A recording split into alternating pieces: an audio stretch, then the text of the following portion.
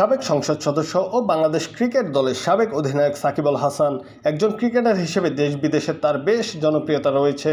এবার মোটা অঙ্কের জরিমানার কবলে পড়েছেন এই তারকা ক্রিকেটার।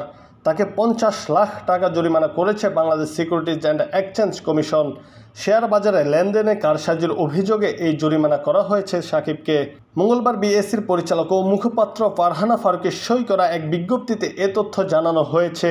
এতে বলা হয়, বিএসসিসির চেয়ারম্যান খন্দকার রাশেদ মাকসুদের সভাপতিত্বে 923তম কমিশন সভায় পুঁজিবাজারে তালিকাভুক্ত প্যারামাউন্ট ইন্স্যুরেন্স কোম্পানি লিমিটেডের শেয়ার লেনদেন কারসাজির অভিযোগে সাকিব আল হাসানকে 50 লাখ টাকা জরিমানা করা হয়। সাকিবের পাশাপাশি আবুল খায়ের হিরুকে 25 লাখ টাকা, Ishal communication লিমিটেডকে 75 lakh, monk মার্টকে 1 lakh, Abul Kalam মাতবরকে 10 lakh, lava electronic ইন্ডাস্ট্রিকে 1 lakh এবং জাহিদ কামালকে 1 লাখ টাকা জরিমানা করা হয়েছে।